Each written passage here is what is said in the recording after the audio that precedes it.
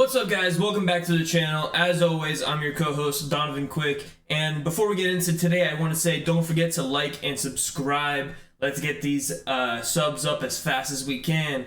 Thank you guys very much. So for today, basically, Tyreek Hill has come to an agreement with the guy that he slapped at the boatyard, and no charges will be filed. So hopefully this is the end, but it's not the end just yet. The NFL still has their investigation, and it is a good possibility that he could still be suspended. However, with no charges being filed and no evidence of any wrongdoing. Now, given there is a video of what happened and the NFL does have that, has not been released to the public as of yet, so they could just strictly go off of that video and be like, hey, yeah, we're suspending you off of this video. Forget any of your legal issues, because you don't have any legal issues.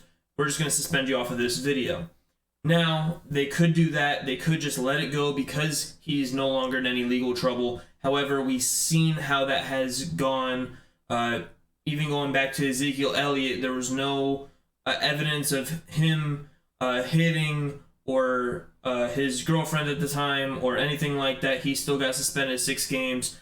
Deshaun Watson, now we all know he's guilty. However, there was no evidence to back that up, and he came to settlements on all 23, I think 23 or 24 of his cases, and he still got suspended for 11 games. So there is all of that, and sorry for the camera issue.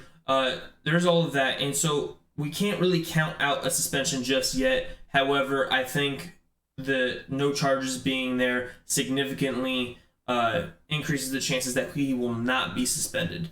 That being said, that's my Tyreek Hill update. Now, I have a Dalvin update. Dalvin Cook will not be suspended by the NFL. This came out because there was rumors about him possibly being suspended due to his domestic incident that happened almost 2 years ago. However, because it happened 2 years ago and he since then has been allowed to play, they're not going to suspend him. They're looking at this as an old case. Otherwise, he would have been put on the commissioner's exempt list, as well as suspended, fined, whatever, at least a year ago. And he's played a season and a half since then, and so he's not being suspended. And my final update for y'all today is that both Connor Williams and Zach Seiler will be reporting to camp. We talked about on Friday how there's a good possibility that Connor Williams will be holding out for his contract.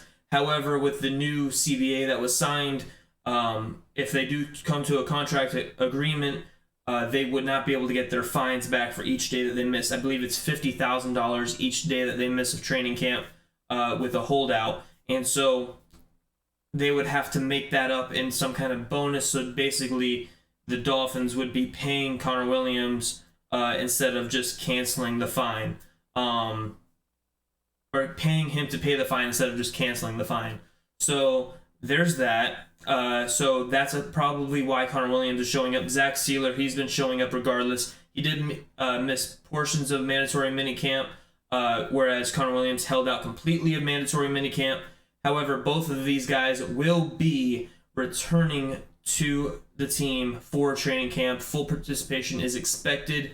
Now, we know the whole running back situation going on right now across the NFL, where running backs are talking about the possibility of holding in and exaggerating their injuries so they don't participate in practices, so they don't have to pay that mandatory $50,000 fine. But it looks like, as of right now at least, that is not going to be the case for the Dolphins, Connor Williams, and Zach Seiler. So that is some really good news. Guys, don't forget to like, subscribe, share this with all your friends, and I'll see you in the next one. Deuces.